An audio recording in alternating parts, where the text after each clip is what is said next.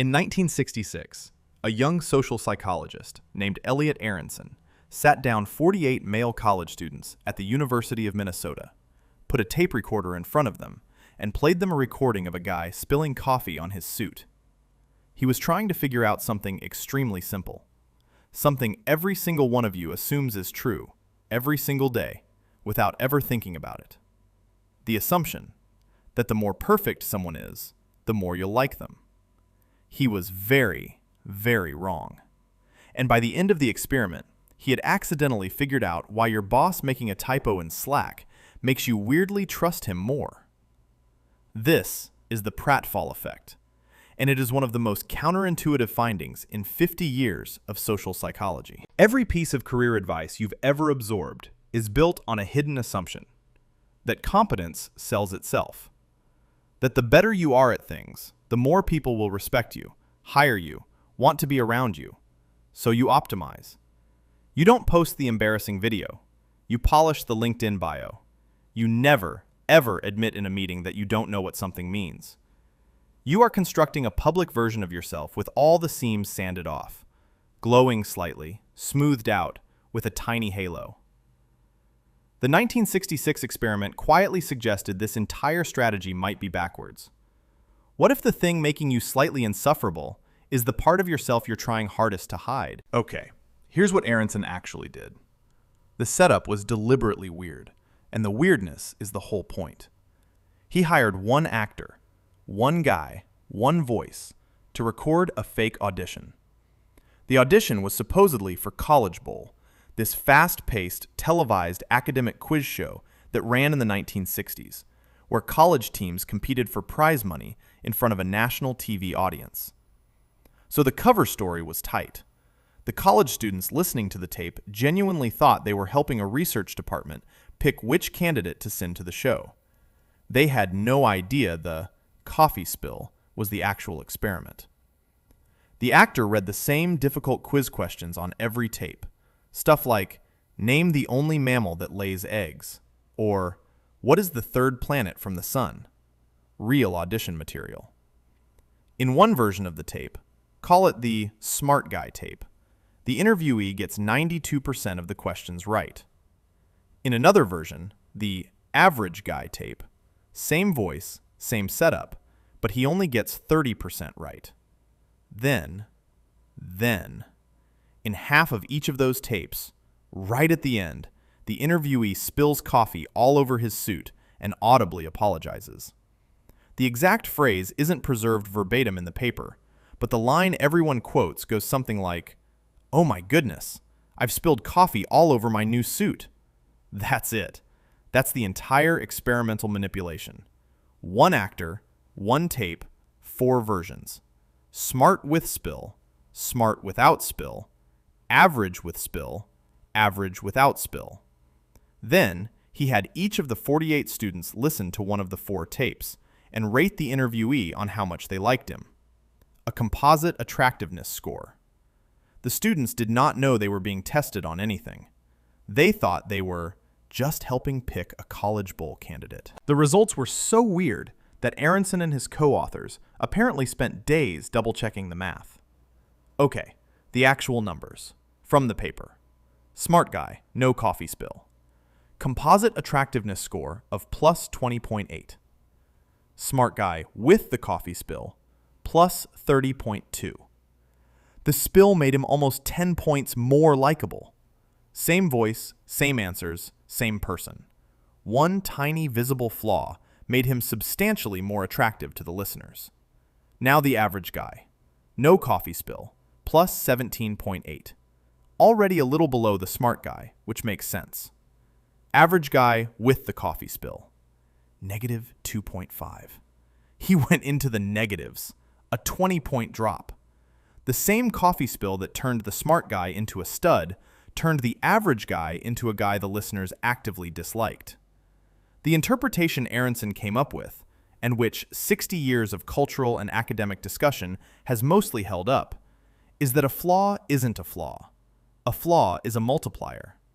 If you are already someone the person looking at you respects, a small, obvious imperfection makes you human. It closes the distance. It makes you safe to be around.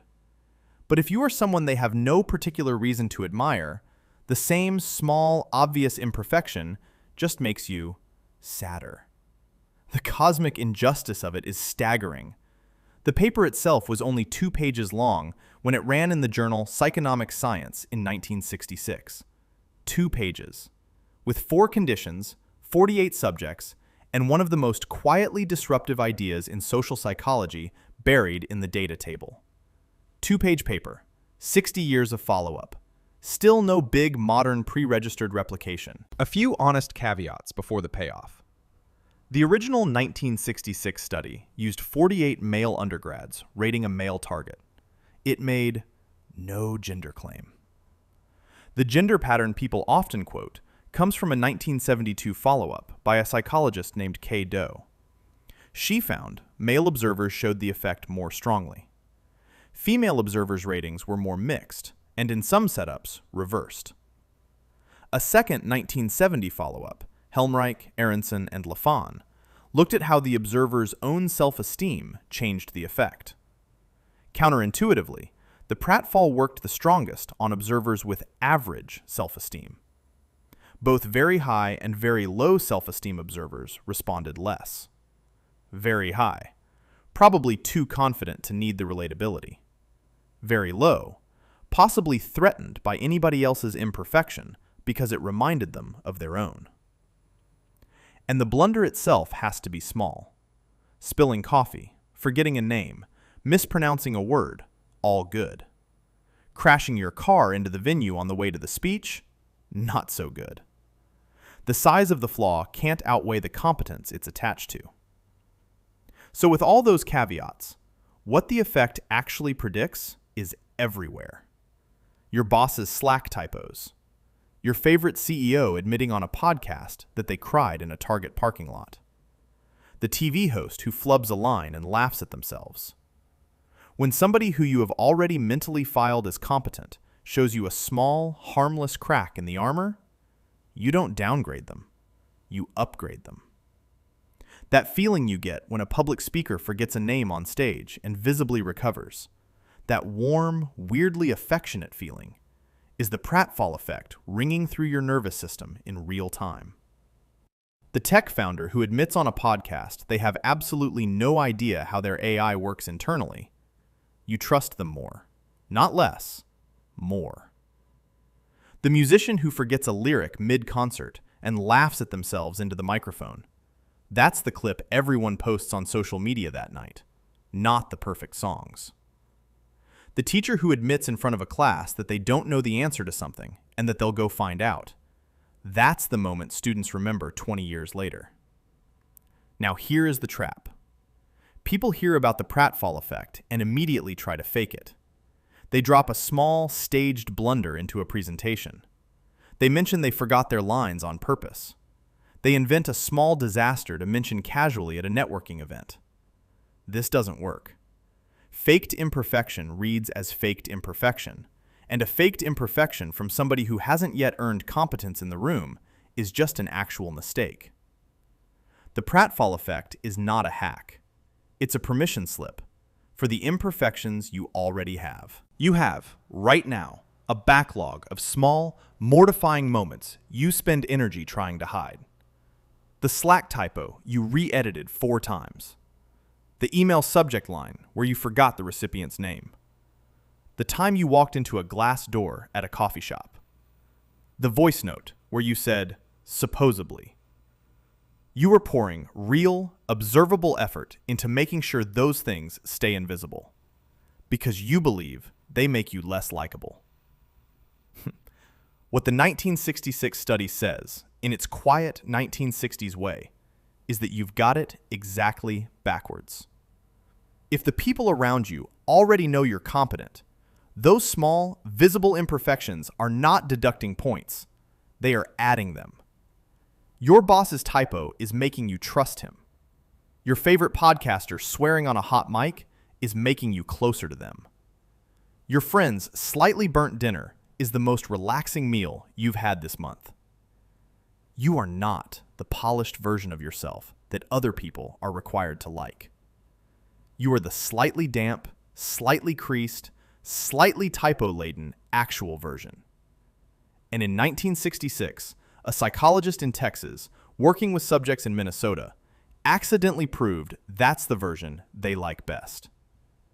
The work isn't pretending you don't make mistakes.